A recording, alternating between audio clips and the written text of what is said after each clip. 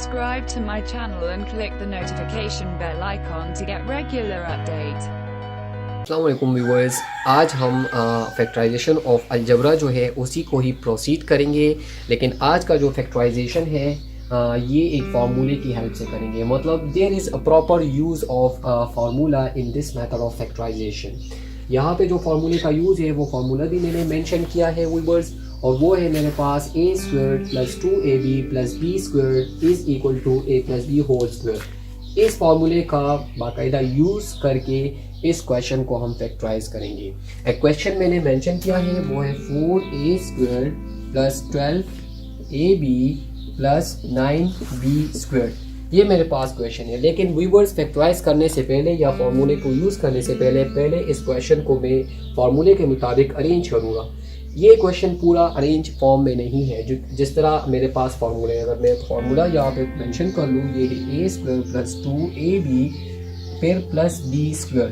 Formula कहता है कि यहाँ पे a और a के ऊपर पूरा एक स्क्वायर होना चाहिए, इसी तरीके से b के ऊपर एक स्क्वायर। लेकिन इस क्वेश्चन में अगर मैं देख लूँ तो a तो है, a के ऊपर स्क्वायर भी है, लेकिन साथ में एज अ कोफिशिएंट एक और टर्म भी है मेरे पास। तो इस चीज़ को मैं इसके साथ कंबाइन करके एज अ होल एक स्क्वायर लिखूँगा।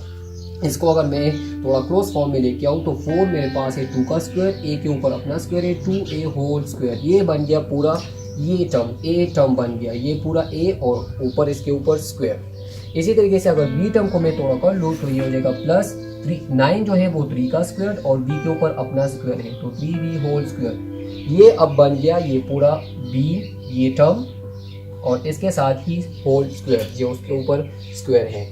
इसी तरीके से जब a और b टर्म बन जाए तो दरमियान वाला टर्म पे खुद ब खुद बनता है। मतलब प्लस 2 फार्मूले का मैं ले लूँगा। इसके बाद फिर यहाँ पे फार्मूला कहता है कि a टर्म लिखो, तो a मेरे पास है 2a तो 2a लिख लूँगा।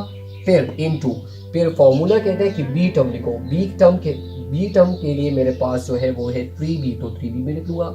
इसको अगर मैं थोड़ा चेक कर लूँ कि ये सही है कि गलत है तो इसको आप लोग चेक भी कर सकते हैं। 2 टाइम्स 2 ये हो जाएगा 4, 4 टाइम्स 3 ये हो जाएगा 12, तो ये 12 बन गया मेरे पास, ये वाला ये 12 बन गया। और a भी इसके साथ ये मौजूद है, तो मतलब ये सही टर्म आ गया।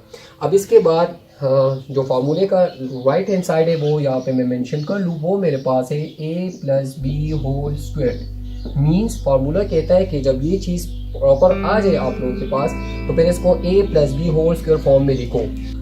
इसी फार्मूले के मुताबिक अगर मैं इस क्वेश्चन को भी लिख लूँ तो फार्मूले में मेरे पास a है, a रिप्रेजेंट कर रहा है इस टर्म को, ये मेरे पास a टर्म है, मैं लिख लूँगा 2a और फिर प्लस फार्मूले के मुताबिक, और फिर फार्मूले में कहा जा रहा है कि b, तो b मुझे रिप्रेजेंट कर रहा है ये वाला टर्म 3b, तो मैं लिख लूँगा 3b विदाउट स्क्वायर। ये स्क्वायर जो है ऊपर है, मैं सिर्फ b टर्म को ले रहा हूँ, इसी तरीके से a को b, तो ये बन गया पूरा a प्लस b और ये ऊपर आ जाएगा स्क्वायर। अब a plus B whole square का मतलब है कि ये 2 टाइम्स है, मतलब इसको मैं 2 टाइम्स इस तरह लिख सकता हूँ, ये है 2a प्लस 3b और फिर अगेन 2a प्लस 3b। ये मेरे पास फैक्टराइज हो गया। होल स्क्वायर का मतलब है कि एक चीज़ को 2 times as a multiplication form में लिख लो, तो ये मैंने लिख लिया, ये मेरे पास फैक्टराइज हो गया। आप लोगों को मेरा ये आज का लेक्चर भी पसंद आया होगा। For more updates subscribe my channel. Thank you very much.